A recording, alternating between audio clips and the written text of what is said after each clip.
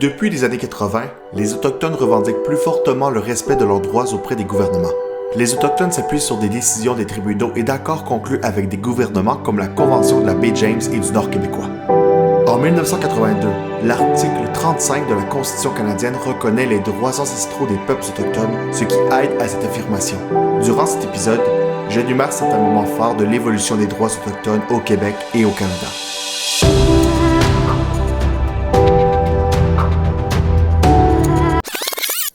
La reconnaissance de l'existence des nations autochtones. En 1985, le gouvernement de René Lévesque reconnaît l'existence de 10 nations autochtones au Québec. Une 11e nation, celle des Malécites, est reconnue en 1989. Cette reconnaissance permet aux nations autochtones de négocier avec le gouvernement québécois des ententes sur le droit à l'autonomie au sein du Québec, le droit de conserver leur langue, leur culture et leurs traditions, le droit de posséder et d'administrer des terres, le droit de gérer les ressources fauniques de leur territoire, le droit de participer au développement économique du Québec, le droit de se développer en tant que nation distincte avec leurs propres identités. Le projet de loi C-31 et le statut d'Indien. La même année, au niveau fédéral, le projet de loi C-31 modifie le statut de plusieurs femmes autochtones. Pour bien comprendre la situation, il faut remonter au 19e siècle. En 1869, une modification du statut d'Indien est adoptée et prive les femmes autochtones qui se marient à un non-autochtone et leurs enfants du droit d'être considérés comme des Indiens. Rappelons que le terme indien est très répandu à l'époque. Revenons dans les années 80. Comme je le disais, le projet de loi C-31 octroie aux femmes autochtones mariées à des non-autochtones et à leur descendance le statut d'Indien. La crise d'Oka.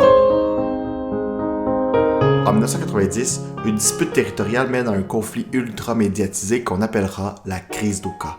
Le conflit, qui dure plusieurs mois, débute lorsque les Mohawks de Kanisataki, à l'ouest de Montréal, s'opposent à un projet de construction résidentielle et d'agrandissement d'un terrain de golf municipal situé sur un territoire qu'ils revendiquent. La crise d'Oka conforte plusieurs Québécois dans leurs préjugés envers les Autochtones. La création du Nunavut. En 1999, le territoire du Nunavut est créé. Découpé à même les anciennes limites du territoire du Nord-Ouest, il s'agit de la première fois qu'un pays modifie ses frontières intérieures à la demande de groupes autochtones. La paix des Braves. En 2002, une entente que l'on nomme la paix des Braves est signée entre le Grand Conseil des Cris et le gouvernement du Québec de Bernard Landry, fait figure de modèle sur le plan politique, puisque le gouvernement québécois et le Grand Conseil des Cris négocient sur un pied d'égalité. Les Québécois, les Québécoises et les hommes et les femmes formant la nation Cris posent un geste qui va, lui, dans le sens de l'harmonie. L'entente facilite la mise en place de projets de développement hydroélectrique, forestier et minier dans le Nord québécois. Le gouvernement du Québec s'engage à verser environ 70 millions de dollars par année aux communautés Cris qui habitent le territoire et ce, à chaque année durant 50 ans. La Déclaration des droits des peuples autochtones. En 2007, l'ONU adopte la Déclaration des droits des peuples autochtones alors que le Canada s'y oppose. Cette déclaration donne des droits identiques étendus à toutes les nations autochtones, dont un droit à l'autodétermination. En 2010, le Canada finit par appuyer la déclaration. La Commission de vérité et réconciliation du Canada. En 2008, la Commission de vérité et réconciliation du Canada obtient le mandat d'informer les Canadiens de ce qu'ont vécu les Autochtones dans les pensionnats. De 2008 à 2014, c'est plus de 6000 témoins qui sont entendus. La commission jette la lumière sur les mauvais traitements et les séquelles qui en découlent. La commission dépose les assises d'une réconciliation durable entre les Autochtones et les non-Autochtones à travers le Canada. En 2021, la découverte des restes d'enfants autochtones sur les terrains de plusieurs pensionnats jette une ombre sur le processus de réconciliation. L'assassinat et la disparition de femmes autochtones. En 2014, dans un rapport de la GRC, on reconnaît plus de 1200 cas de femmes et de filles autochtones disparues et assassinées entre 1980 et 2012.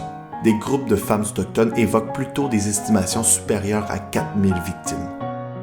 En novembre 2018, Charla Sylvester, une étudiante en photographie, s'inspire de Tina Fontaine, une autochtone de 15 ans assassinée en 2014 au Manitoba. La photographe veut interpeller les citoyens sur la question des femmes autochtones disparues et assassinées au Canada. Sur une photo de Charla Sylvester, on y voit une jeune femme allongée sur le sol. la bouche couverte par un tape électrique et le corps enveloppé et attaché dans un drapeau du Canada. La mort de Joyce Echaquan.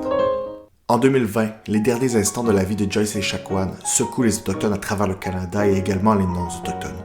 À l'hôpital, cette femme atikamekw enregistre un Facebook Live dans lequel on entend une infirmière et une préposée tenir des propos dégradants à son endroit. Mary Simon, une autochtone gouverneure générale. En 2021, la leader inuit Mary Simon est nommée gouverneure générale. Il s'agit de la première autochtone du Canada à occuper ce poste. Son CV est impressionnant. Dans les années 70, elle participe aux négociations de la Convention de la baie James et du Nord québécois entre les Cris, les Inuits et le gouvernement de Robert Bourassa et Hydro-Québec. Elle a été représentante autochtone lors des pourparlers avec Ottawa dans les négociations menant au rapatriement de la Constitution canadienne en 1982.